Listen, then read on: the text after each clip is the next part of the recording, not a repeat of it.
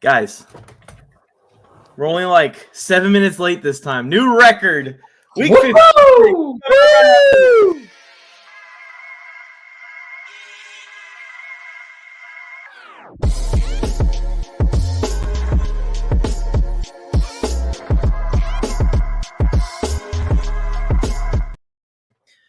Changes. I'm dancing. I'm pretending that I'm happy, but I'm actually fucking pissed. I'm tied with Tony Tucker. What is this? What has happened to me? Oh, good times. You slip up once, and this is what I get for it. Hello, guys. How are you guys doing? I'm doing great. Back-to-back gaining games on YouTube. And had I not switched to the Jets last week, I would be that much closer. I gave you guys a free game last night, Tony, so you should be catching up again. You did not pick the Seahawks. Yes, I did. Oh, my God. You know why? Because I hate them Niners, Tony. I hate them Niners. They ain't never beat nobody except for everybody. Am I supposed to be impressed that they beat the Chargers, that they beat the Dolphins, and now they beat the Seattle Seahawks? And does that impress me? No. All three playoff teams this year. Wow. All three of those will miss the playoffs. The only good thing Seattle did last night was help the Detroit Lions' playoff chances. That is true. That is true. What is up, everyone? We've already started off hot, and we're going to talk more about every single game this week. We want you guys to follow along and let us know in the chat. If you guys want to send in your picks, the link is in my bio on all platforms. You can just look up NFL Mike on Instagram or TikTok or Twitter or anywhere, and you can find that link. Appreciate everyone for tuning in ahead of time. Like the video, subscribe to the channel, and turn on notifications if you haven't already. Right now, Joe's in the lead, 127 wins. Me and Tony are tied, down 4 from him, but we're actually down 3, as Joe was alluding to. As we kick this off with Thursday Night Football, Tony, any analysis here? I think we all expected the Niners to win. I do want to give Geno Smith a shout-out and some credit because that dude battled in that second half. They were buried, and he tried to give them a chance. What up, shot callers? Hope everything's going fantastic for you and everybody else in the chat or watching. Holidays, everything, life is treated fantastically. The fantastic, wonderful first half that Geno had has allowed this man to keep it, like, he's going to keep a job. I got a text message from one of you guys last night that said the Geno run is over. I think Mike was on that bandwagon again last week when he was playing like dog shit. The thing with Pete Carroll is he's doing exactly what he's supposed to be doing. They're going to get 2 high draft picks, at least one of them. The one that they're getting from the Broncos is going to have a lot of value to it. And I think that he's going back to the defense side of the ball. And Geno Smith, we're going to be watching this for at least another 8 games of next year. Because the contract, free agent, I believe, he's going to be able to sign something. And maybe they draft a rookie, but they're not going to waste a high-round pick on Bryce Young or whatever I'm reading. It's just not a Pete Carroll move. He's not drafting a quarterback in the top 3. He didn't draft Russ there. It's not what he's going to do in this situation. On the 49ers side, this is just Kyle Shanahan at his finest. When he has a defense to complement his offensive scheme, like, I now think back, had the Niners been healthy and had this defense, Nick Mullins would have been doing the same thing. Like, I'm cheering. I'm all here for Brock Purdy. It's fine. Like, it's great. The only thing I didn't even watch this game. I just listened to it on my drive home, had my fingers crossed. I'm like, stop giving the ball to CMC. I have 2 weeks left in the fantasy playoffs. I have a bye in week 1. Do not injure this man by giving him 25-plus carries in a game. That's the only thing I had to say about that. Bolts up. I know somebody who started Geno Smith last night in fantasy football playoffs. Renated. And they got lucky that the referees took that, and that roughing the passer penalty was horrible, NFL. And you took an interception for a touchdown back, which in my league would have been -5 points. For the guy who started Geno Smith, he got lucky because he didn't get the -5 points. But the guy who started San Francisco's defense got pissed off because he didn't get the interception and the sack. or the interception and the touchdown. So that kind of bad. George Kittle finally showed up last night. Seattle pissed me off a little bit. I'm going for I knew the 49ers probably, they have the better team. They're probably going to win. But I wanted to go with Seattle because, one, it pisses off the Niner empire, right? It pisses off all those people, and it makes it fun for them to come at me. And two, I thought Seattle might come with a better damn game plan than they did last. Like yesterday in the first half, it was like, oh, surprise, the 49ers have a D-line. Oh, crap, they can get through. Like, wow. And not only that, Armstead made a TikTok before the game of him riding a boat. I don't know if you guys seen that trend, but you ride a boat across the and he says, coming to shut up the 12 man. Like, you said that before the game, and your team responded like this. Seattle looked like shit yesterday. I don't care. Okay, Purdy did start 10 for 10. He finished going, 7 for 16 after that. But that was when the game was already done. The game was already finished at halftime. The 49ers had control of this whole game. And Tony, Geno Smith's run is done. Now he can write back to everybody and say, I'm done. Maybe if you told me that Carr is going to be on the market, Ryan Tannehill, some of these other veteran quarterbacks that are in that same bracket, because I think Geno's raised his value to that point. They're playing with 2 rookie tackles. They have a rookie running back. They're going to get back Rashad Penny potentially next year because I'm not sure where he's going to be able to sign. So I think that Pete would be more than happy to run this back and add players. If he can add Will Anderson from Alabama with that Broncos pick and bolster, take the defense that's played way better than we thought they would this year, add another player to the secondary, maybe in free agency or in the draft, now all of a sudden the Seahawks look like they could compete with the 49ers by free agency in the draft next year with Geno Smith doing the same thing the 49ers are doing, playing sound defense and running the football. Like, Brock Purdy is not better than Geno Smith. They're the same player to me. You know what the referees found out last night? They knew how to call holding. They knew how to call holding last night. Here we go. I'm starting to agree with you, Tony. And I've always been up and down about this Geno Smith experiment. When you go and you look at the pure stats that Geno's put up this year, you go and look at the year that he's had kind of unexpectedly, he's damn near had a Pro Bowl season. He's been one of the best quarterbacks in the NFC, especially early on in the year. He's earned another year, I think. And I think they are going to draft Will Anderson, that specific name, with the 2nd overall pick in the draft. I think that's what's going to happen. We'll see how that goes. For this actual game, you could just tell that the Seattle defense tried their best. They just aren't as shut down. They aren't as scary. They aren't as mega as the 49ers defense. And that's what it came down to in this game. Neither one of these offenses were like absolutely unstoppable. The 49ers made a few more plays on the Seattle defense than the Seattle offense was able to make on the Niners defense, which I'm going to start saying it. I stretched this out to 5 years now. I'm getting closer to stretching out to 10 years. This is the best defense we've seen in the last 5 years, I think. These guys are crazy. They drafted a bunch of stone cold killers. They're coming out with a boombox in Seattle and dancing before the game even starts. Next week, I'll be impressed with the Niners offense. If the Niners offense, Brock Purdy, I would back him going into the playoffs next week because they play the Washington Commanders and that defensive line. So I want to see that. The 49er defense should tear that offense up, but I want to see that 49ers offense against that a good defensive line. I think it's gonna be a similar story to this week. I think it's gonna be similar. I would have a conversation with the Bucks from 2 years ago when everybody was clicking. I would, but I'd be okay with you saying this Niners defense is better. It's good. It's good. All right, let's go on to the next one here. I don't have these in the right order. I think I just have the right primetime games at the end. That's all. So I'm gonna have to go with the flow here with me. But Baltimore going to Cleveland. I know, Tony, you were thinking about the Browns a little bit. Yeah. What are your thoughts on this game? My thoughts were Anthony Brown might be starting for the Ravens, and I wouldn't pick Anthony Brown to win the local two-hand touch game in my neighborhood. And I did talk a lot of smoke about Huntley, right, where I was saying he's going to be the reason that Lamar Jackson won't be there for one reason or the other. And I think that's enough to get past a Browns team that still just doesn't look good, and Deshaun Watson looks uncomfortable in this game. I do think that this is the kind of football game that the Ravens they need this one to not only to keep it close, but the kind of game that the Ravens win. a divisional game that's going to be ugly. It's going to be a defensive battle, and I think they're going to be able to ruin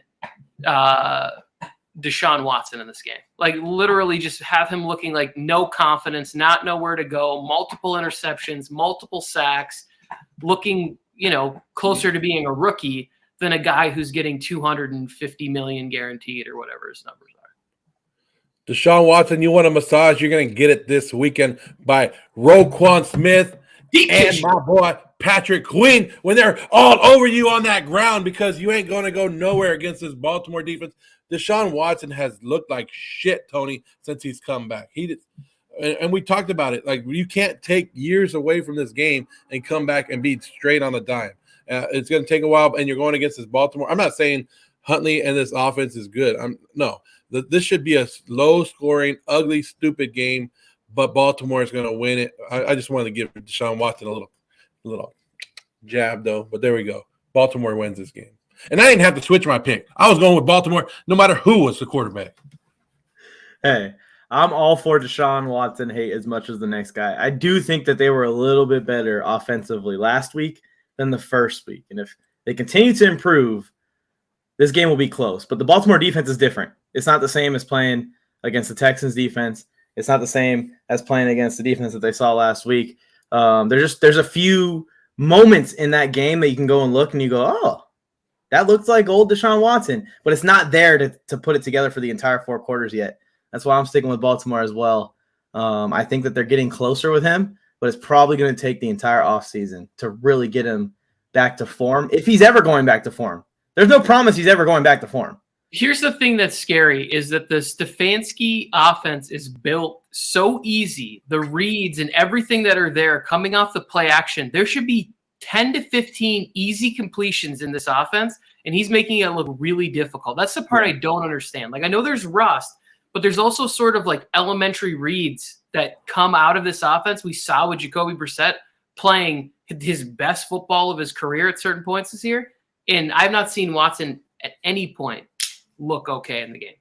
Just finding Joku every damn play, and I'll be happy with it because he's my fantasy tight end, and I need it. Ryan in the chat said Chubb is going to go off for 3 touchdowns, 165 yards, and Fantasy Shot Caller said Watson will be a top 10 quarterback this week because Baltimore secondary can't even play two-hand touch. You know who else can't play two-hand touch? Let's just go on to the next game. Stop talking about Deshaun Watson. I'm not trying to defend this guy anyways. And on to Arizona versus the Broncos. We're all on the Broncos, but I think we're all on the Broncos not because of what happens on the offensive side of the ball. Tony? Russell Wilson's back this week. That's right. Russell Wilson is back on the bench. Is that what you mean? Because Brett Rippon limited is starting this game. This is I forgot I was going to send you guys a meme. Just reminded me of us talking about Did you call him Mr. Limited? Mr. Severely Limited. The Broncos defense has played so well. This is just a game they deserve to win. And I think it'll be enough. Brett Rippon will give just enough. He'll give the kind of play that Russell Wilson's been giving, but it'll make sense. Like it's just going to work out. And on the other side, the Cardinals are one of the biggest messes I've ever seen.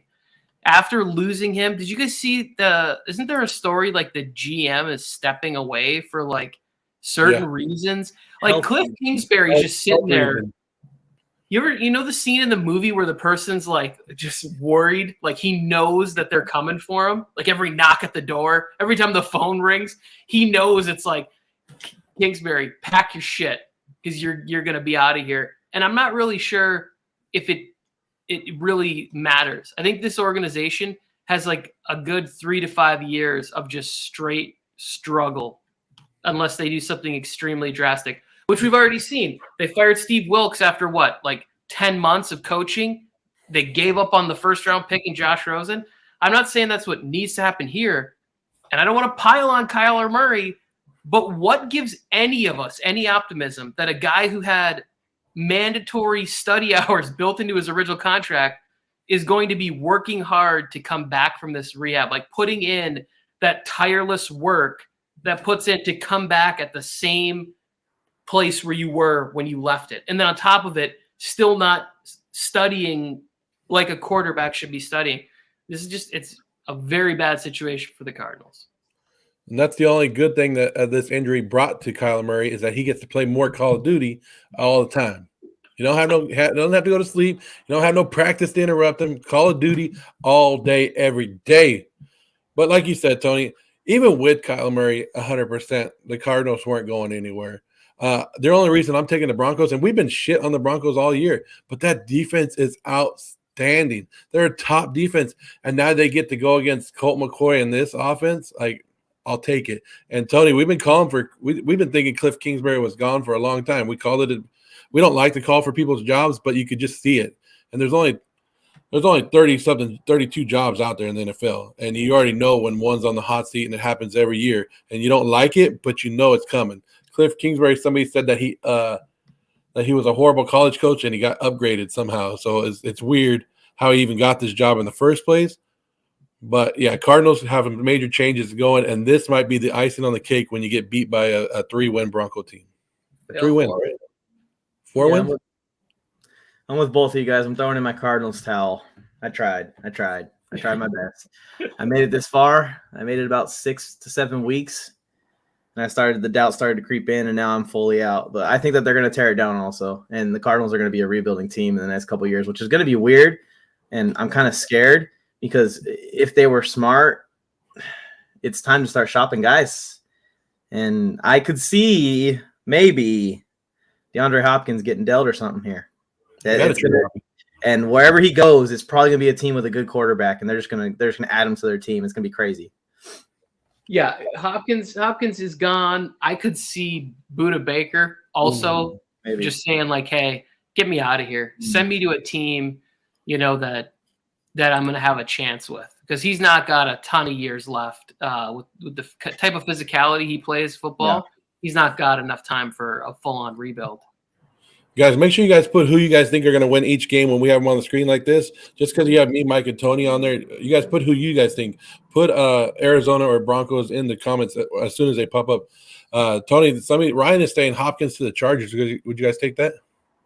No, that's not a good fit. It's not even doable money-wise either. No. But someone in my chat is saying Kyler to the Raiders via trade. Imagine that one. The Raiders fans would hate him. Mike, they would hate him. We'll go back. First of all, go back. First of all, I want my respect right now. For both of you guys, right now, go ahead and give me the little bit of respect because I said it all offseason and you laughed at me all offseason. Go ahead. About fade the Cardinals? I didn't laugh at the Cardinals, Tony. Fade the Cardinals. I said it. I preached it, and nobody listened. I laugh at your bravos ridiculousness. That's what I laugh at. I'm not laughing at the take because if you go back and look, I had the Cardinals with a losing record this year. I didn't think the Cardinals were any good. The Saints, and now the Cardinals. Little ounce of respect I earned, Tony. You said fade the Cardinals. You were by far the most right on this entire show for sure. Start scouting for next year, Joe, because now you got the Suns, the Saints, and the Cardinals. Day one, you got to start it up again next year in the offseason. All right, this one doesn't have our picks up on it yet because I have prepared something for our boy Harrison, who is in the chat right now, I believe. I haven't seen him chat in a little bit. Harrison, I hope you're here. Week after week, quarterback after quarterback, Pick'em's show after Pick'em's show. The faith in the Carolina Panthers has not been established. Baker Mayfield sucks, and that offense sucks. He said, this is going to be a slaughter. Sorry, Carolina, but you guys are getting dunked on big time in this game. Harrison, close your damn eyes for this game. Actually, I wouldn't even tune into the game, Harrison. Until they fired their coach, Matt Rule. Until their defense stepped up to the plate. And now, for the first time this season, I think, the entire MJT football crew is picking the Panthers. Shout out to our guy Harrison. We definitely just jinxed your team this week. We just jinxed the Panthers. And Mike, that's awesome. Thank you so much. I love that of all my Panthers takes, he had to get me one digging in my ear, then bring it in for a close-up, put it black and white on there. Did me a little dirty, but that's on me. That's just unprofessionalism on camera. I'm better than that. I should be better than that. And going forward, Mike, I'll be better than that. Okay? You're itching your ear right now. You're doing it right now. Yeah. But anyways, I put that together in the last 20 minutes before the show was about to start, so don't get on me too much. He said definitely screen recorded that one. That is the first and last time in the history of MJT. We're all picking the Panthers. Joe's taking the Panthers on weeks. Tony, you've taken the Panthers on weeks. Not me. But we are all taking the Panthers this week. Analysis, Tony. Why? Why this week? Mitch Trubisky is going to be starting. And, well, at times, Mitch gets out there and spins that football real nice. He is a terrible decision maker when you cut him loose. And I think the Panthers defense is good enough to hamper what they've been building in the running game. Burns is good enough to get back there. The secondary will be opportunistic when Trubisky breaks down. And the Steelers lose another close game. The Steelers aren't getting hammered. It's not like they're that far off. They're an offensive line in a little bit more time with Kenny Pickett really getting to learn things. And the Steelers will be a good football team next year. They're probably still going to be 500 because that division is ridiculous. But the record will be better next year. This year, they're going to take a lot of L's, I think. And this is just another one. And this also just makes things more interesting. Panthers catching up to the Bucks. Yep. Oh, yeah. There we go, going for that division. I liked when Steve Wilkes called out everybody last week. And I was like, yeah, he ain't getting his job back. He don't give a damn because he called out everybody. He's doing a great job with the Carolina Panthers. But he not only did he call out the organization. He said the organization tried to tank, and we said no. And the players stepped up for the Panthers and said, no, we ain't tanking, and we're going all the way. And the Panthers have a shot at this crappy division. But it don't matter what your record is. If you can win that division, you can win it with the losing record, you're going to the playoffs, and that's what the Panthers are looking forward to. That defense alone, and Ryan just talked about it, J.C. Horn is playing at a whole nother level right now. And that whole defense is carrying this team, and you don't need to put up a lot of points when you have a great defense like this. Yeah, J.C. Horn is phenomenal. We're going to see how this kid's career goes. I see like a 10, 12-year career incoming with him. He has all the skills that it takes to be one of the best corners in the NFL for a long time. My doubts in the Panthers still surround the quarterback position. I think that they've made do by just running the ball a lot more in recent weeks, and that's been helping them a lot.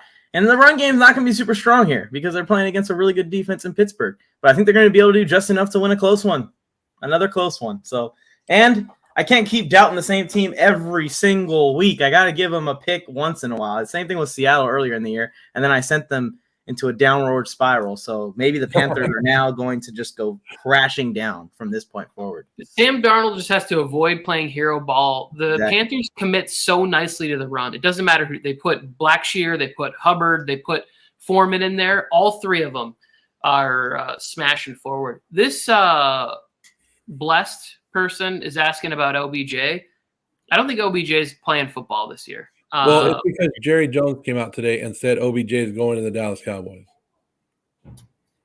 I did not see that report, and I don't know why they would do that. That's such a Dallas thing to do. Congratulations. He'll play half a quarter in their first-round playoff exit to the Bucks or Panthers in the first round. Yeah, he told it says Odell Beckham. It says Jerry Jones told USA Today that Beckham will join the Cowboys. So that's been going around today. There's nothing like major. He hasn't signed anything. If you guys watch it, Skip Bayless said that Jerry Jones told him that Odell Beckham wasn't 100%. Did you guys see that interview? Yeah, I saw. That was a while ago, though. And he was like, "Yeah, he's not going to be healthy, but if the Cowboys take care of him in the future, he'll come in." I don't think Odell. And we talked about this before. Odell Beckham is not 100%, and I don't think he could play football this year. And he's even said it himself, where he goes, "I'm not going to play the regular season. I'm ready. I'm looking forward to the playoffs." Nobody's going to bring a guy in who's hurt like that and want to play him for the playoffs with no game speed or anything like that. Pass. It really felt like that OBJ and maybe whoever's telling him his information, whatever it was, way earlier on in the season, it felt like they thought he was going to be on track to be back right around now or next week. And now with I think it scared all the teams off that were interested in him this year because it's not looking like he's going to be on track to be back this year. And the only way he's probably coming back, like you said, is for the playoffs. And who, especially a Dallas Cowboys team that is humming right now, who's bringing in guys to throw into your starting lineup for your playoff games? That could throw you off. Yeah, you're not trying to incorporate somebody like that. Yeah. If you were going to bring in somebody like on short notice, it's like Cole Beasley. There's no hype. There's no expectation. He's just going to come out there and run 5 or 6 routes from the slot. But if OBJ's out there, it raises expectations. It also, you're trying to force the football to him. Like you're trying to make things happen for him. It's not a good look.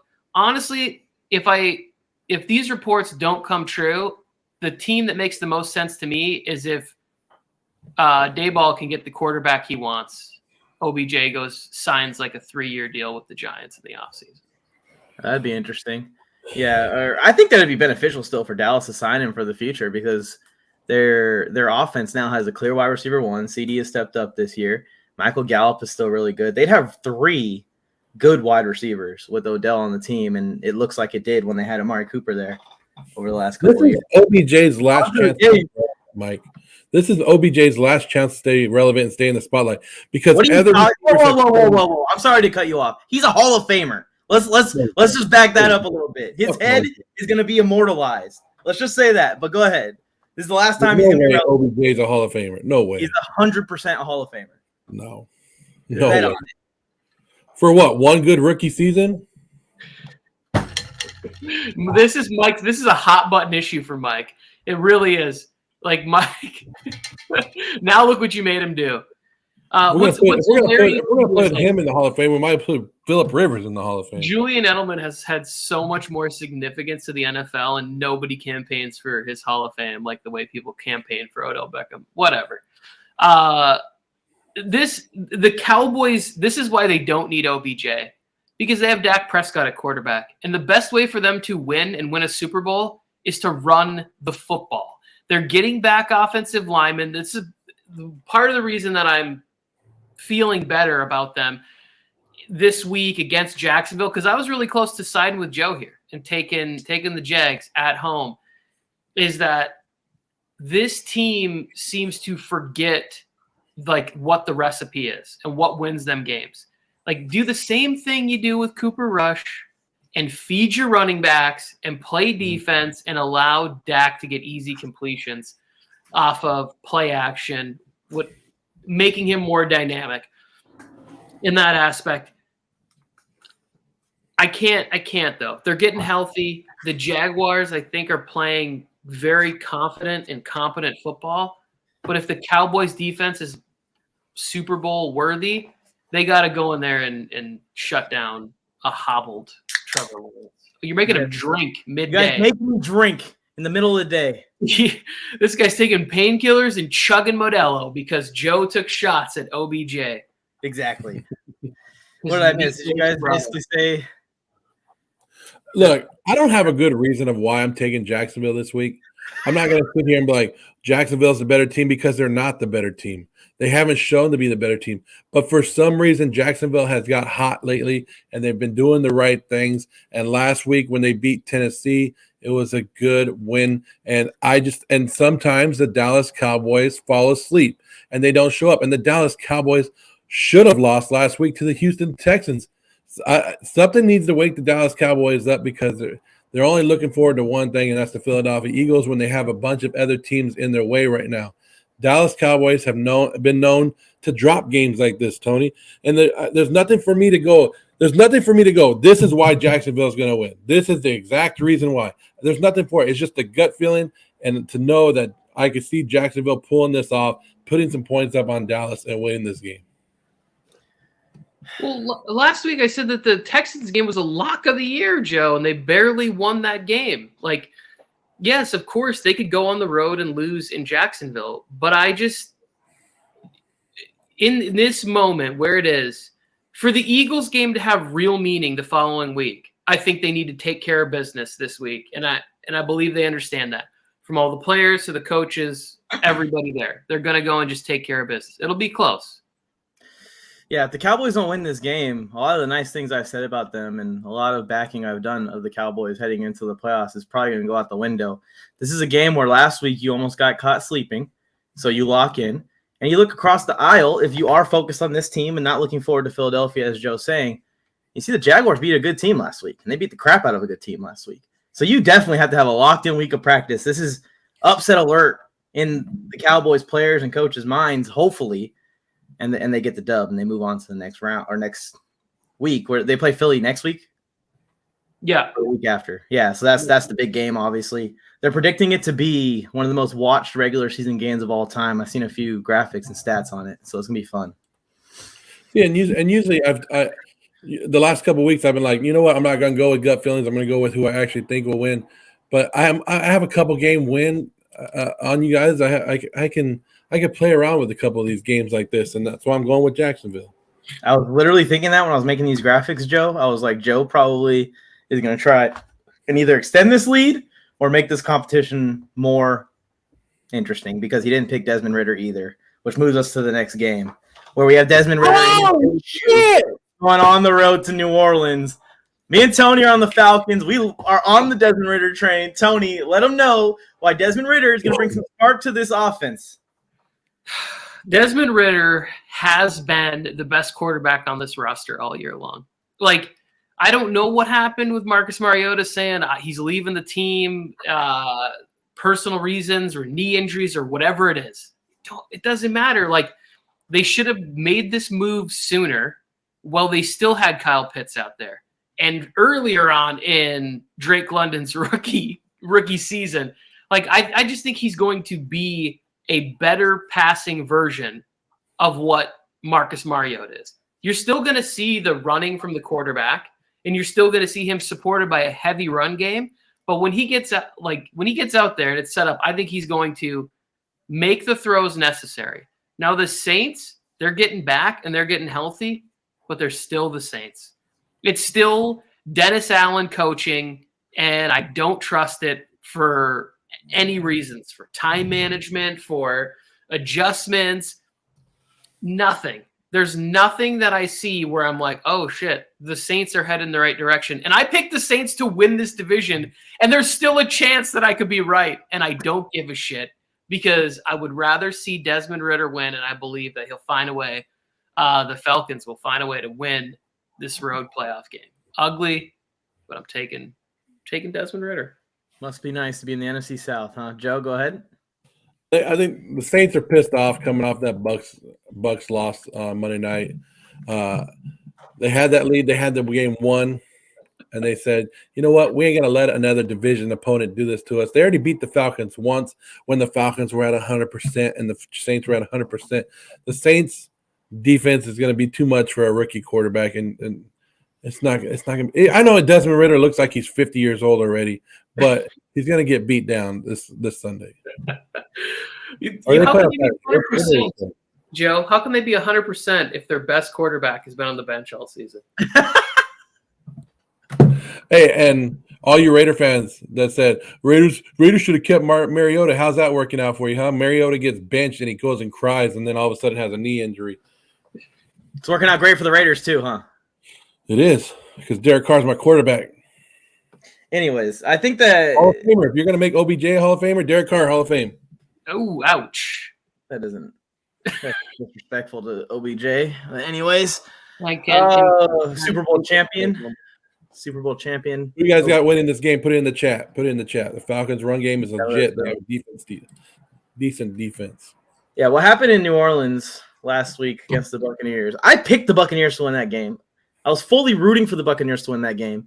And the way that they choked that thing away still pissed me off to a point that I was questioning whether that game was rigged. I think I sent you guys even a text or a video saying, like, this is crazy. As it's happening, I'm like, what are the Saints doing with the clock? They're literally trying to save Brady time, it felt like. It wasn't at an NFL level. I have no faith in the coaching staff. The Saints defense has been a major disappointment this year. Desmond Ridder's coming in. They don't know anything about this kid or how much he's improved since college. There's zero tape on him. He's going to come out and he's going to sling that ball around. This is not Marcus Mariota. We ain't coming out and we ain't going to see the quarterback taken off 10 times in this game. He is going to stand in the pocket. He's going to throw the football. Now, how well, that's going to determine whether the Falcons win or lose this game. I'm hoping that he's better than what the Falcons have had. And Tony and Joe, you guys have hyped him up all year. So I'm following your guys' hype with this pick.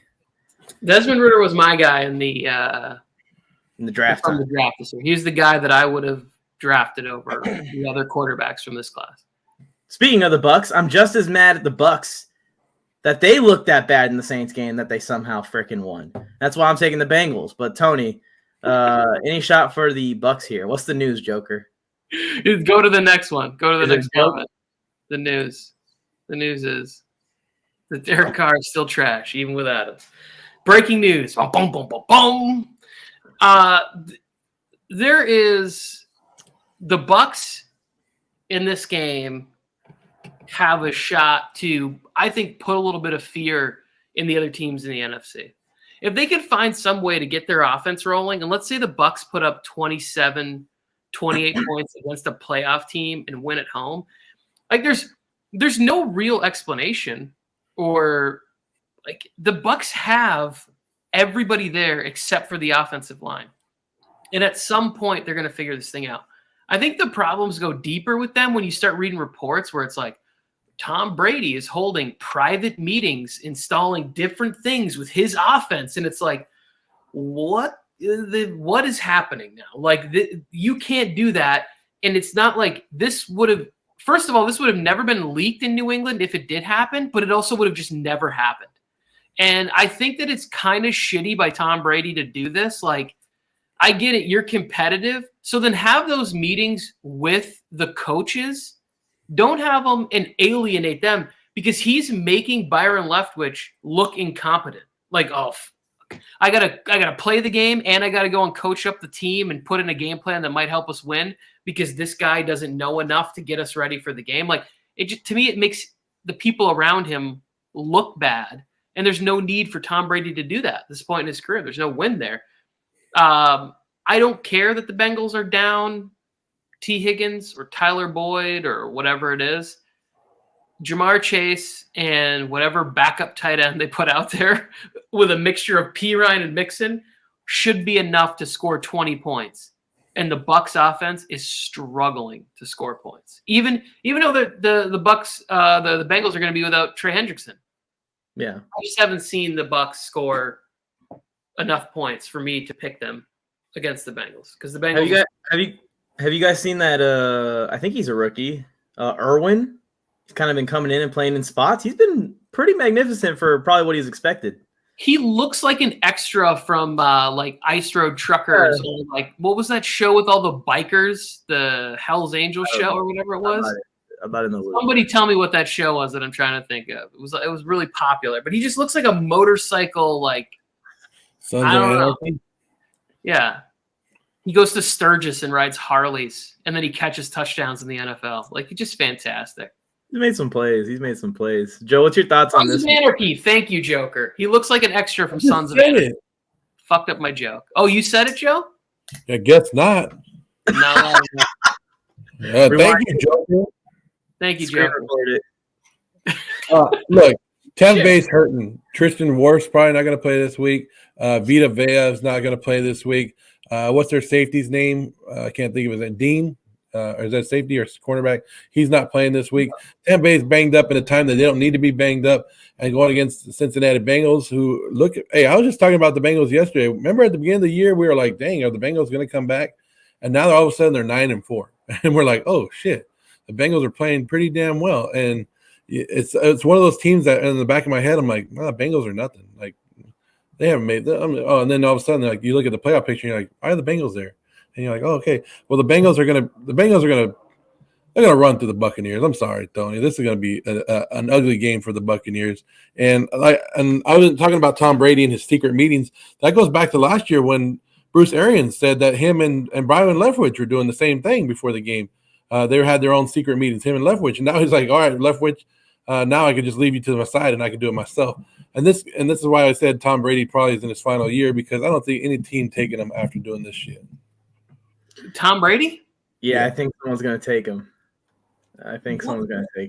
But, yeah, I'm with you guys. And I preference it. Takes now, Tony, but put it on tape. This man needs to be tested right now.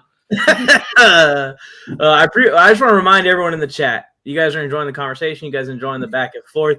Please subscribe to the channel, turn on notifications. We do this every week, all week. We do this all off season, where we basically get on here. We all spew whatever comes to our minds, and then we argue about it. So come on back to the next one. But we're all in agreement on this pick. So maybe we'll do a little bit less arguing. Vikings bounce back after that loss to the Lions this week. I'm with it. You guys are with it. Tony, you think that the Colts could upset them? I'm pretty high on the Vikings at home in this one. No, I think the Vikings are a better team pretty much on all fronts, and they need one of those games where they win by 17 points. And this is the kind of game that you get it done on. Isn't this one of the Saturday games? Isn't this one of the games tomorrow? Yeah. So Saturday is going to take the L on Saturday, which will be fantastic. Yeah. I'm sure there'll be some really fun headlines that they'll put together with that. There's certain seasons and everything where, like, I look at it and it doesn't even matter. You know, like, at least with the Broncos, I look at it and I go, oh man, I bet they can't wait for the season to end. But they have so much talent on the roster and they'll figure it out. I don't think it matters when the season ends for the Colts or the Cardinals. It doesn't matter. It just next season, it's just going to be more of the same, where you have a few talented players here and there, but overall, like, you're just stuck in this weird place where it's like directionless and you have nothing. I look at the Colts. For years, we thought, oh, their GM is great, and they hire coaches and they draft well and they do all this stuff. They get good free agent acquisitions and make good, smart trades. And now all of a sudden they're like hiring ESPN analysts to coach their team. And the analysts ain't going to be back, Tony. They've already, what's his name? Irsay's already came out and said, well, Saturday's doing a good job, but there's other great candidates out there. So he's already backed away from Jeff Saturday being the coach from the future, which we all knew wasn't going to happen. But he got his good win against the Raiders, so that, hey, good for him, right? Yeah, he did. But I don't know. For some reason, there's a lot of people out there in the mainstream media that are backing the Colts this week and saying Matt Ryan's going to have one hell of a game. I don't see it. I don't know why. But the Minnesota Vikings have quietly won games, and then they quietly get their ass kicked every couple of weeks. One by the Dallas Cowboys and one last week by the Detroit Lions. But I don't think the Vikings are getting the respect that they deserve this year. And I've been on the Vikings all year. I told you it was my Super Bowl favorite at the beginning of this year. So go Minnesota, Skol! Skol Vikes. Yeah, this is another game, kind of like with the Cowboys and the Jaguars. Even though last week wasn't as impressive for the Vikings as they've been this season, this is where you prove, like, no, we're not shying away. That's not going to affect our path. We are real contenders in this thing. And I think that this is a game where the Vikings can flex that and show that a little bit and win big against Indianapolis at home in front of their home crowd. All right, let's go to the next one. Let's just get this one over with, talk about it for 2 seconds, and then move on, please. At least Jeff Saturday's playing on Saturday. Am I right, boys? Am I right? I could just picture Harrison going, yeah. Just get through this one. I had the Jets in this game until they announced that Zach Wilson was going to be the starter. I'm happy for the Lions. I want the Lions to win. I know that there's trepidation in the fan base to trust whether or not this is going to be a real deal for them, and they're moving towards a first playoff berth since maybe the Jim Caldwell era, like 6, 7, 8 years ago. Here's the thing that sucks for Zach Wilson. The team won games ahead of schedule, and they were all of a sudden looking like a competitor when really the team had a competitive defense, but the quarterback didn't come to play. Then we've now seen Mike White come in and have the offense looking functional. I don't care what you guys think about Mike White.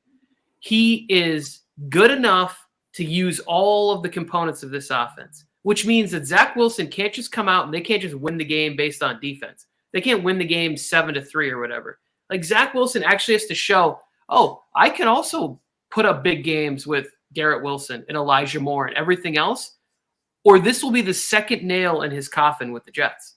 Because he already didn't even get benched. He was inactive behind Joe Flacco. Joe Flacco's been done for 6 years. Like, what's happening that this is the case? So you can't, you wouldn't continue to go back to a restaurant that served you garbage. and that is kind of the situation. Zach Wilson get another chance to put out an entree, and if it goes back to the kitchen again, I don't think they're going to be dining at Wilson's anymore. That's depends on the price, Tony. Sometimes you still go back to that restaurant just because you're hungry and you're poor. Sure, I mean, but I don't think that the Jets aren't talent poor. That was the plan coming in, is that they were a team that was like they were going to be on the come up. They were going to be competitive and then win next year. And then all of a sudden, Robert Saleh's defense, Quinnen Williams playing like an all-pro. There's another defensive lineman. His name's escaping me right now. Sauce Gardner looks like rookie of the year. Who's the Reed on the other side? All of a sudden, the defense is playing like championship caliber. If the Jets defense was on the Chargers, I would be like dancing. I'd be going nuts every single day. I'd be talking Super Bowl to every person I saw. Let me ask you this, Tony. No, I don't want to ask you a question. I want to tell you something. I want Zach Wilson to come out and ball out, and I want him to have a great day. Maybe 2-3 touchdowns, 400 yards, 350 yards. And I want the defense to get their ass kicked by the Detroit Lions offense. And then that way he can come after the game and be like, told you it wasn't me. Told you I didn't let my team down. It's all on the defense today. It's all on the defense. That's what I want Zach Wilson to do. You know how happy I would be if he was that like oblivious and ignorant to get up there and be like, can't blame this one on me. I'd be like, oh my gosh, you are the anti-leader of quarterback. You are an idiot. And you how'd that defense play today, guys? Huh? How'd that defense play today? Holy shit. I would pay so much money to see that. NFL script writers, we know that this league is scripted. It's the best television in town. Please write that statement for Field or Wilson to win. Whew, that'd be great. See you, Zero. Have a good weekend. I don't know. I just think that would be awesome, but it won't happen. But it would be amazing. Like that would be the soundbite of the year right there. But Detroit's been playing good, Tony. They shored up. One good thing that Detroit has done the last 3 weeks is they shut down running backs. Their running defense has been amazing, and they're shutting down every running back. I think what Cook have last week, like 30 yards against them. So they're shutting down these opposing running. What was it, Tony? I was just going to say, Cook's been having 30 yards against a lot of people this year. We might want to talk about that at some point. Don't you dare talk about Dalvin Cook. And something happened in the Detroit bye week that they clicked, and they started going, hey, we can get this defense going. We might not be the best group of players, but we're getting it going. And they're actually making plays, enough plays to stop it. New York was on track to do it. New York's on their way down. It was a good run. We just knew that it wasn't going to be enough to get them to the playoffs. So New York Jets, if you're a New York Jets fan or a New York Giants fan, say bye to the playoffs because you ain't going to see them. But Detroit coming on up, Tony. And I don't know. I think they've already surpassed the 2. I think you only gave them 4 wins this season, Tony. I gave the Lions 8. I said they were going to be 8-9. Which one of us was down on the Lions? Because I remember giving the Lions 10 wins, and somebody said I was stupid. They're still not above 500 yet. Who was it? Tell me. Still are not above 500 yet. But I'm close to eating crow on the Lions a little bit. Close. This is a big win, I think, for the Lions franchise and the direction they're going in. It's a great defense. Even if the Lions don't make the playoffs, if they could pull this win off, it's a good win. Well, so the thing that would suck for the Lions actually is to be victims of their own success. And if they lose Ben Johnson and what he's been able to do there, then that becomes a problem. Because one thing is like you get cherry picked from the things that help you have a little bit of success. And somebody could be like, well, if this guy could coach Jared Goff that way, shit, we need to give him a job. Mike, probably gonna happen. This is from your interview with Dalvin Cook. Yeah. He said he didn't care about fantasy football. And then Joker said that was a long 2 minutes, and I was going to say that's what she said.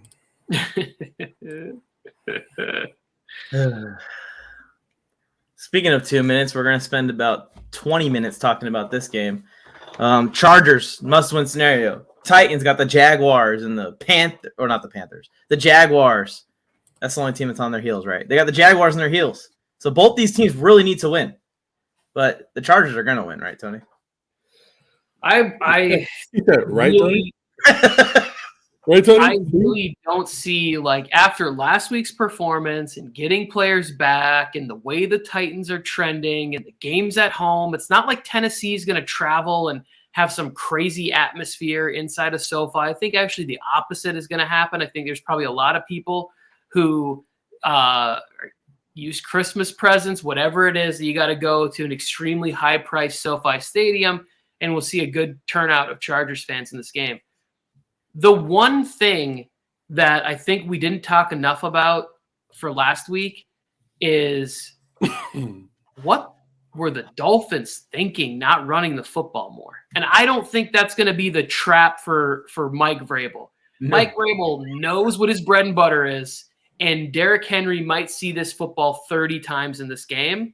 And I think as well as Staley game planned to take away the pass in that, and I've seen a couple more breakdowns. I'm actually really interested to talk to Mike about this game plan, and I think it might have helped out the Bills this weekend, which not good for the Dolphins. But if he game plans and says we're taking away the run this week and we're going to make Akine Westbrook and Robert Woods beat us, that's what I would love to see. He's not shown me that yet this year. Like, I haven't seen anything that says Staley's going to say, yeah, we're going to a 5-2 look or something like that. We're going to have 5 D linemen down. We're going to play 2 linebackers. But Chargers should win, will win. W 8-6.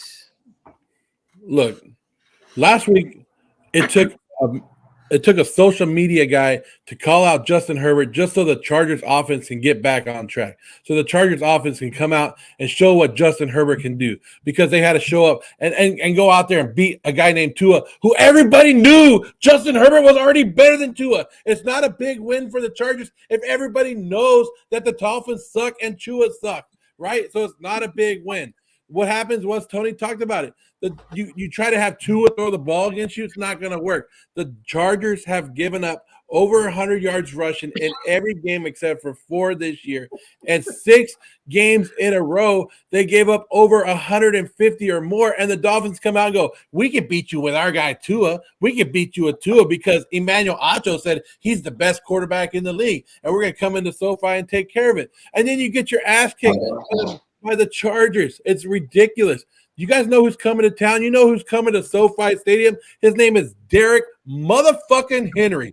Derrick Henry, the man, the myth, the legend, whatever the hell you want to call him, he's coming in there, and he's taking down every defender, and he's shaking off. He's shaking them off, shaking them off, shaking them off, and he's going for 250, and the Titans still lose. That's what I'm saying. You're doing all of this just to pick the Chargers. Switch the pick, Joe. Switch the pick. I'm switching to the Titans. Let's go. Switching the pick. Switching the pick. Lock it in. Lock it in. I'm sitting here and I'm like, let this dude put up some crazy number like Derrick Henry's going to run for 200 yards and he's still going to pick the Chargers. And he goes, he's running for 250. I'm like, why the fuck are you picking the Chargers and you think you're going to give up 250 yards? What the heck, though? I don't even know. Oh, there it is. There it is. An official change to the Tennessee Titans for Joe Morley here. Oh my goodness. He's locking in losses like Bitcoin. Fucking this game right here has to be followed up differently than anything else. Like, you can't have a team on like the Titans that are on the ropes that are basically going to win their division by default. Like a month ago, if you saw this game, you would think differently. Not anymore. Oh yeah, it was a lot scarier a month ago, and Trevor Lawrence just cooked up this secondary, like just absolutely cooked them up. Titans. Wow. Yeah, and that to another team that's playing in this game. Well, I mean, we got another Goldilocks slinger of the football ourselves. Like, who's gonna cook? Big Titans. We're not scared of the Titans because the Titans lost to the Jaguars. Joe just put me over the top. Like, now, I thought this game was going to be close before. I think Chargers roll. I still think that this game is going to be close. Not me. Joe upset me. Let's just go to the next game. And remember to vote for Austin Eckler for the Pro Bowl. Please. I'm changing my pick also. I'm going with the Patriots. Oh, no reason. I have no reason to go with the Patriots, but I'm going with the Patriots. Josh Jacobs going to run for 350 yards in this game, and the Patriots are going to win. This feels like the moment where Belichick's going to try and embarrass his kid. He's going to like publicly find a way to beat up on Josh McDaniels. I don't know where the hat was. I'm not going to lie. I wanted to pick the Patriots in this game, but here's the thing. If I pick the Patriots and the Raiders win, then I'm just pissed. So I didn't really know who was going to win. So at least in my pick'ems pool, if I pick the Raiders, I know I won't lose a pick on Joe because I know he's not going to pick the Patriots. So I was like, I'll just pick the Raiders, even though I really don't think the Raiders are going to win. But that's why I picked the Raiders. So every argument I'm going to have is going to be in favor of the Patriots this week. So I'm done talking about this game. This was just a strategic pick'ems lock right here. Go Pats. I want the Patriots to lose. We need the Patriots to lose. I need them to lose too, but I don't think they're going to. I only picked the Raiders because on the off chance that they do win the game, I can't lose one to Joe. And I can't double lose. You want both teams to lose because if the Raiders lose, they're officially eliminated from the playoffs contingent. And if the Patriots lose, then it helps you guys out. So either way, you guys want one of these teams to lose. I always want the Raiders. Not a soul is worried about the Raiders making the playoffs except for Raiders fans. Well, that's what happened last year. Nobody cared. And then week 18 came, and then what happened? Please tie us. Please give us a tie, sir. That started in week 12 or something? This is starting in week 15. We lost last week to Baker fucking Mayfield. No one's worried. The last 4 games of the season to go on and make the playoffs. Of course.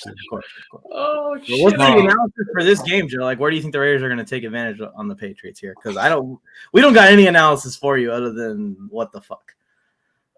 No, the Patriots defense is what's good, and I think the Raiders defense steps up a little bit. Like Tony said, I think Bill Belichick should have the upper hand in this matchup, right? He should know everything that Josh McDaniels is doing because he taught him everything. Josh McDaniels. I don't think Josh McDaniels, because he's played Bill Belichick before, right? As a coach, as a head coach, wasn't he? The Broncos Patriots. I think he beat him when he was a coach of the Broncos. Did you remember he celebrated and it was like a weird interaction at midfield between? I think there's like a famous video of those two interacting at midfield. I don't think it's that big of a deal anymore to go and beat him. I think Matthew Judon could have a good game, but I think that's the one that they need to stop. They stop Matthew Judon. I think they'll be able to run on the Patriots. It kind of helps us out that Stevenson is out, or he's not officially out because he practiced today. So I don't know if Stevenson's going to make the game or actually be in the game. But I just think Uche, Michigan's finest. Did you not watch Uche get 3 sacks last week? He's playing well this year. He's playing really well. I'll say it, man. Bill Belichick is the greatest coach ever, obviously, but his ability to take defensive players that no one else really even wanted and turn them into superstars is insane. And go ahead, I'll bring up J.C. Jackson before you do, but his ability to do that, it's crazy. When these guys spend 2 years with Bill Belichick, they become all pros. It's insane. And the thing about this too is, I think the Patriots should have a little thing in the back of their head and kind of pissed off because these two teams practiced together for a week in the preseason. And remember all the storylines that came out of this? It was the Raiders are dominating the Patriots in the preseason. The Raiders are doing this. The Patriots are looking like shit. And this is when everybody started to doubt the Patriots when they had that joint practice. So maybe the Patriots come out here and go, hey, you know what? That was preseason. We weren't going full speed. Now you got to play us on a full game. Here we go. See, that's the thing is like you can tell those are just young, inexperienced sports writers. Bill Belichick only gets better as the season goes on. It's been that way for 2 fucking decades. Just do your research. It never looks good in the preseason. It rarely looks dominant in September, but end of November, in December, and obviously in January and in February, the guy just keeps on winning and churning things out. You're worried about Ramondre Stevenson not being there? They had 3 backs last week that were crushing it, that will all beat the shit out of the Raiders defense in this game. Like this to me is just like they're gonna be able to. What's your pick, Tony? Yeah, we haven't. None of us have said anything nice about the Patriots. I'm changing my pick. I'll make the post right after this stream. Get your ass right here. I'll just pick you up and throw you on over there. Get that L right there. I'm telling you that I will be so angry if I switch my pick to the Patriots and the Raiders win, because then I take the L and I have to listen to Joe be like, "Oh, the Raiders!" It's gonna happen no matter what. The Raiders take down the Patriots, the dynasty team of the last decade. The Raiders are beating down Bill Belichick with the protege. That's what's gonna happen this week. See, Tony, even my boy right here at Juan can't stand your ass sometimes. This is good. This is good. Oh, I haven't seen. I can't wait. I can't wait. Juan, you got to have me on the show. I can't wait to talk to you about the glorious Monday Night Football game. I just want to talk to him. I just want to see. The Raiders coming off a Thursday night. The Raiders have more rest this week than the Patriots coming off a Monday night. More than likely, the Raiders get a 13-point lead and blow that shit too. Oh, shit. We need to talk about this one much, or should we just keep it pushing? Kansas City. I'll take Kansas City. In my Pick'ems video, I did score predictions this week for every game, but for this one, I just put a lot and a little on the score prediction. So this is another game for him to load it up, for Mahomes to really go after it. Did you see all the people that aren't playing for the Texans in this game? Yeah. And do you really think they're going to fall victim to them running out Jeff Driscoll and Davis Mills and whatever other weird things they want to do? No, that ain't going to work against the Chiefs. This is a really big, gigantic. What do you guys think? Isaiah Pacheco going off. I was about to say that. Put him in the lineups. Put him in the lineups for your playoff matchups. This is why I traded for actually somebody dropped Isaiah Pacheco after the Kansas City bye week in my money league, and I was like, "Oh, thank you very much." I hope your wife was in the room next door and she's like, "Mrs. Doubtfire, what the fuck are you doing here?" Well, my wife decided to remodel the whole bathroom 2 days before everybody comes over. I got my ESPN. Like actual demo? Yeah, she's in there painting it. She made me buy light fixture, all kinds of stuff. Oh, man. Sconces. We need a new sconce, Joseph. I actually made a huge mistake in my ESPN leagues. I thought I was in my non-dynasty league. I have A.J. Dillon on both. But I dropped him in the dynasty league by accident. So now I'm screwed. He's a free agent if anyone wants him.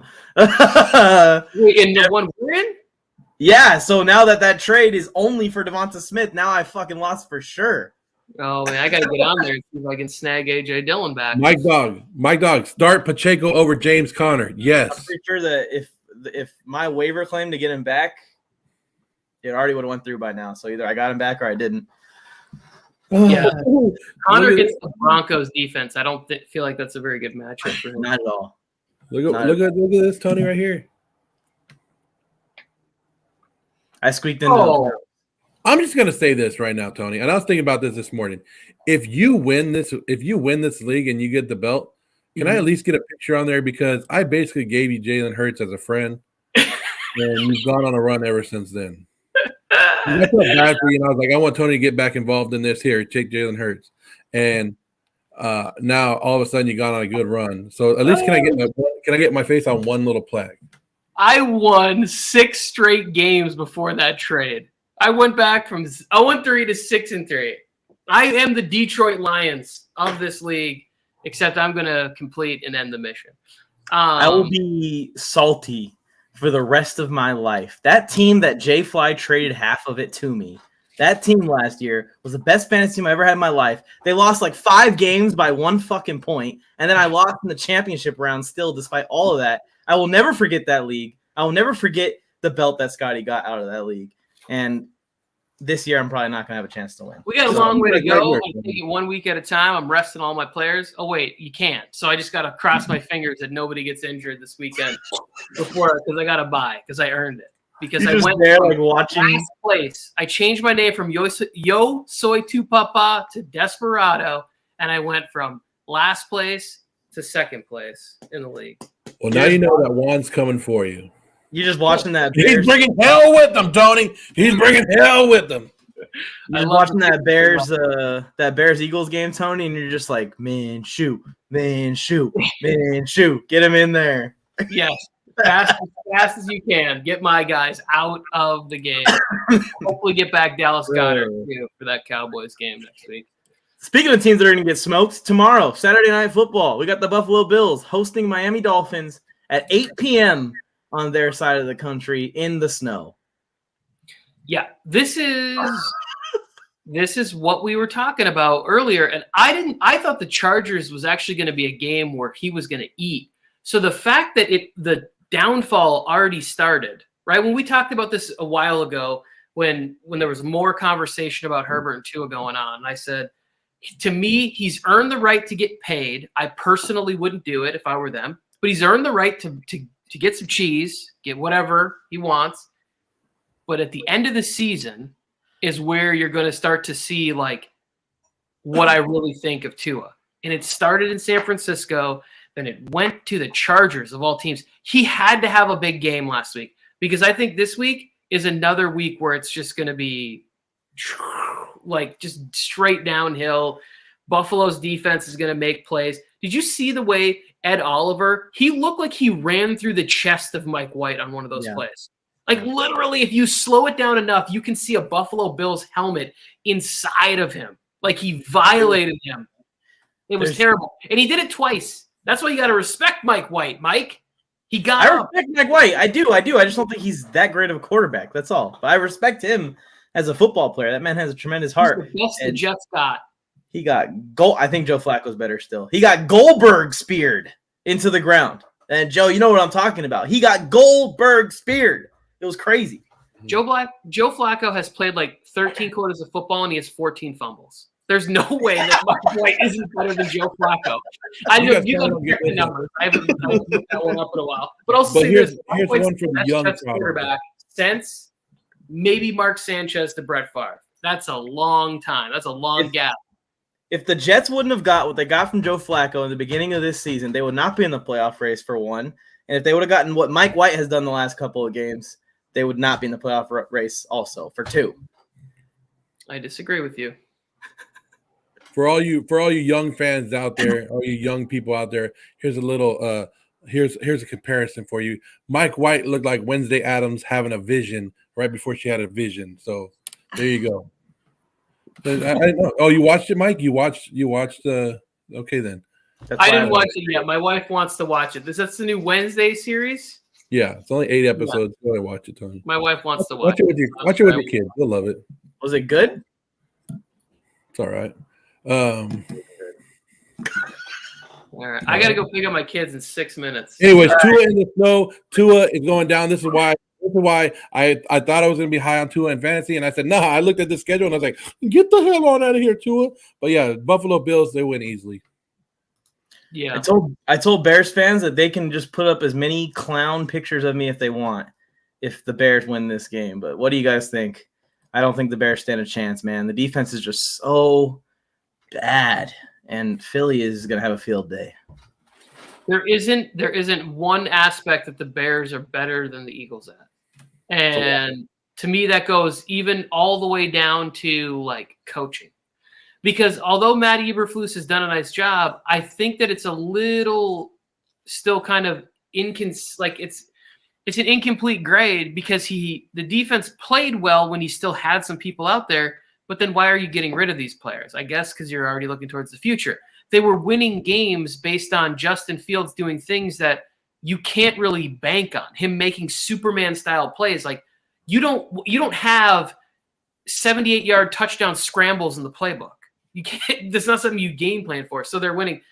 The Eagles even have better players at every single position, and that includes quarterback. Yeah. And I think that right now, the more I've thought about it, the wins aren't as impressive when I look at it for Jalen Hurts. I still think I would have him as my MVP over Patrick Mahomes. Maybe that's a little biased because I hate Patrick Mahomes, but I just, you know what? I don't hate Patrick Mahomes. I want Patrick Mahomes to get less accolades and less wins and less everything else. You can read into that what you want. Hate's a strong word. I'm trying to get my kids to stop using the word hate so much. So I need to hate. I hate Patrick Mahomes. Yeah, Patrick Mahomes. Well, they're both playing bad defenses. So here's a stat week for the two in this race. So Joe Fields gonna have that one big play, right, for my fantasy team. He always does. Okay, one big play. All we need. That's every time he breaks a 70-yard run, it's 15 points right there, and I'm like, yeah, it's like, all right, cool, got it. Got my and you know what, the Eagles defense. I don't know. Did I send you guys that thing about Jalen Hurts? Some guy was doing it where Jalen Hurts was like, Miles Sanders was like, "Give me the ball," and he's like, "You're not getting the damn ball." Yeah. You know, AJ Brown's like, "I'm open." He goes, "I know you're open. Just run your route." Next game. This one's a good one. What do you guys think about this one? I think that Washington has had 2 weeks to figure out how they can score one more point on the Giants this week. I think they're going to do it. But, Tony, I know that you're a big Taylor Heineke fan. This game won't lock them in, but damn near lock in Washington for the playoffs. Yeah, when I look at the Washington schedule, too, it's pretty nice if they can get this win. This is, I think, kind of like this is the nice thing to do. Put the Giants and their fans out of their misery. Like they're just sitting there with all of this hope and hanging on to the playoffs, and Daniel Jones could get the team to the playoffs.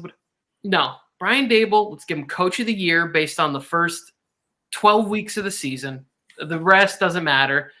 They get a bunch of injuries. I think that like they really have nice components of the defense. The kid, it's not really a kid. He's one of their veterans. I can't think of what his first name is in the secondary. He really plays good. Like he's just really aggressive and smart and plays good football. And Azeez Ojulari has been a nice pick. If him and Thibodeau can be there and create a pass rush, the Giants will be a better competitive team next year. Mike, do you agree with this comment? No, I think that kissing your sister is a L across the board. There is no So it's never awkward. It's not just awkward. No, I don't know what Harrison's talking about here or what they do with the Panthers. That's kind of the old saying. That's why they say kissing your sister is like. I understand. Yeah, that phrase never made sense to me, really. Over there in Carolina, it's all right to do it. No, but that's what I'm saying. Like, Mike, this is like the actual like definition of where the saying came from, and I think what you're saying is correct. It's a loss. It's an L. Yeah. In our pick'ems, a tie is a loss. It's a loss. See, look at we would have 2 less losses this year, all of us. Yeah. Well, except for Joe, I would just miscount his on purpose. Look, the Giants had a good run, but every time they kept winning early in the season and they got to that 7-2 route, we were like, okay, when is the fall coming? We all knew the fall would come eventually for the New York Giants, and they were playing above their talent. And it finally came. Coaching, it just shows that Dable's a good coach, and he can coach people above talent. But Washington wins this game, and I think they win this game easily. What do you guys think of my pitch? If Brock Purdy or Tom Brady are the quarterback in San Fran next year, Trey Lance via trade to the New York Giants. Put him in there. I love it, but I don't think that – I think if Tom Brady comes, there's no need to trade Trey Lance. Just let him watch for a year again? Yeah, just leave him there and see how long Tom sticks around, and just – because it's only year 3. I mean, we've been waiting on Jordan Love forever. Aaron Rodgers had to sit for 3 years. Like, there's other – we just got to the point where we're like super impatient. This was something else I wanted to say a while back. This will be the last thing I say on the show. It has nothing to do with either one of these teams. Why do we skip so much in the comparison pool? Like, why is Joe Burrows facing Tom Brady and he could be the next Tom Brady? Couldn't Joe Burrow be Joe Montana at least before? Like, if we're gonna speak in hyperbole, logical. Like, what he just this fucking Joe Montana and everybody else, and just becomes Joe Montana. Brady. Like, I'm so tired of the media. I'm like, I can't. I just turn it off. They're like, Joe Burrow's the next Tom Brady, and I'm like, that was quick. Like, that was real quick. You're not going to like my Brock Purdy video, Tony. I'll tell you that right now. Here's the thing. If you're speaking about it tongue-in-cheek and there's obviously some humor being played in there, these people are dead serious about him being Tom Brady-esque, the next Tom Brady. It's like, just stop it. Everybody. We all know, Tony, the next Tom Brady wears number 10, not number 9. But the next Tom Brady is Tom Brady. He's not done, and he'll never go away, ever. I don't think Drew Lock wears number 10. What the hell? Anyway, no, Baker Mayfield, number 17. That's a GOAT number right there. Hall of Fame quarterback Phillip Rivers. Speaking about Aaron Rodgers, Jordan Love, it's been rumored that Jordan Love will request a trade at the end of the year if Aaron Rodgers comes back. I don't think Jordan Love will request a trade? Yeah. For a 5th-round pick to where? That to me that is like that's extremely short-sighted by him. Dude, there's no need for you to do that. You're not just going to go and pick up another offense fast enough. His best route to success in the NFL is to eventually get chances to start for the Green Bay Packers. Whether it's this year or he comes back next year and Aaron Rodgers at 40 years old can't make it through next season and he gets some run there. He has to put it on the field before he's going to do it. We're just going to go learn a new system like that. He's not proven anything. It's just if Baker can learn a system in 48 hours. Anybody can do anything. Baker's just different. Baker is. You saw that, Raiders fans. You know what? That's Baker, because he almost destroyed my friend's TV. And I think that Baker Mayfield was the greatest Christmas present ever that night. I think that the Packers would be taking a huge L if they had to trade Jordan Love right now. They draft him with the 20th overall pick or something, and they're going to get a 5th-round pick for him, 4th-round pick for him. Like, what are they going to get? So this game right here, if the Packers lose to the Rams, if the Rams come and Baker Mayfield plays to the God that he is, because everybody's building him up because he went 98 yards, even though Dak Prescott did the same damn thing. Dak's good. Is anybody saying? I mean, would you crown Baker Mayfield now and be like, this was an awesome move, and it was just the other two organizations that screwed over Baker? No, because everyone's been beating the Packers, and everyone's been beating the Raiders. It'd just be another team to beat the Raiders and the Packers this year. Here's my prediction. I know I said the last thing. I didn't know we were on the Monday Night Football game. Jalen Ramsey's about to get dusted by that youngster. He's going to get caught flat-footed trying to guard Christian Watson. He's going to find out what that speed is, and he's going to get touched for at least one long touchdown in this game, trying to be aggressive, and Christian Watson is going to put that 4.29 speed on him. Big touchdown over the top, Aaron Rodgers. All right. Appreciate everybody who watched. I'm going to say my goodbyes. They'll do their thing. Thank you, gentlemen. Of course, Tony. See you later. Go Chargers. Just the two of us. We can make it if we try. Man, what a good show, Joe. We got a lot of people in here. The show always drops when Tony Tucker is not on the air. I know. The second he came off the air, everyone just left. They just shut their computers. Bam, we're done. Turn off their phones. On to the next day. Not everybody can be Tony Tucker. We always tell Tony that, but he never believes us. Oh man. Well, any chances that the Rams beat the Packers? I don't think so. No. So we had a couple changes this week. I took the Titans. Mike went to the Raiders. That's the only changes that we had, right? Did Tony switch to the Raiders, or did Tony switch the pick? Tony switched the pick, I think. Oh no, I think he switched it before the show started.